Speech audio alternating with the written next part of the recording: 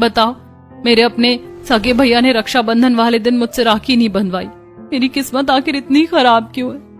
कोई बात नहीं, छोटा भाई रोहन तो है ना, पहले उसी के हाथ पर राखी बांध दूंगी।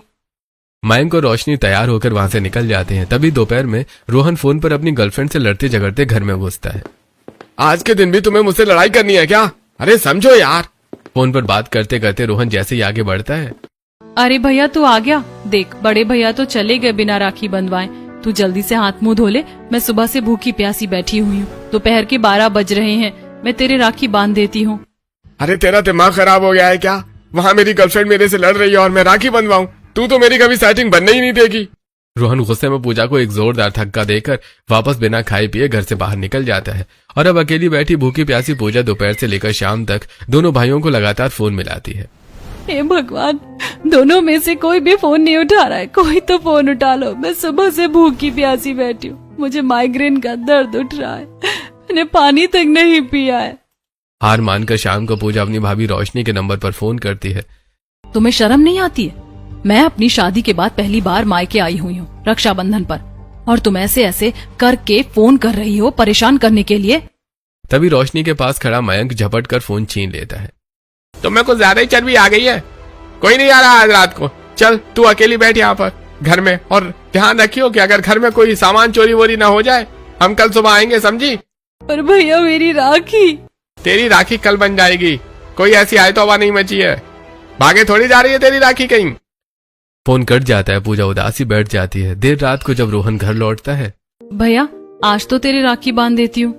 अरे भाड़ में जाए तेरी राखी और तू, और मेरा दिमाग खराब मत कर, भाग यहाँ से। रोहन पूजा को धक्का देकर अपने कमरे में चला जाता है।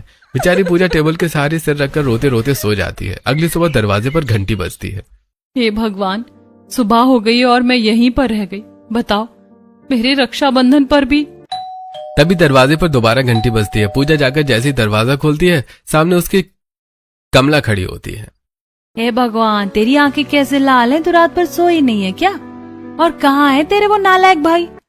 बड़ा भाई तो मायके गया है और छोटा वाला अभी अपने कमरे में ही सो रहा है। तेरी राखी कैसे निकली फिर?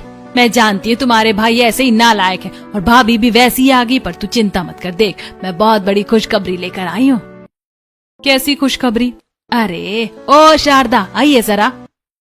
कमला अपने साथ मैरिज ब्यूरो वाली दलाल शारदा मौसी को अंदर लेकर आती है।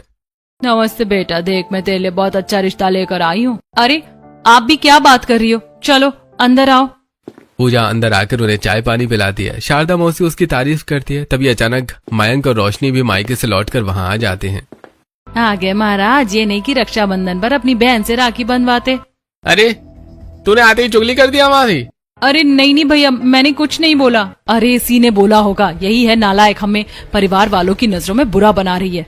चुप, बिल्कुल मुझे सब पता है कौन अच्छा है कौन बुरा है। मुझे तुम लोगों को समझाने की जरूरत नहीं है। अब चुपचाप शांति से बैठ जाओ सब। तभी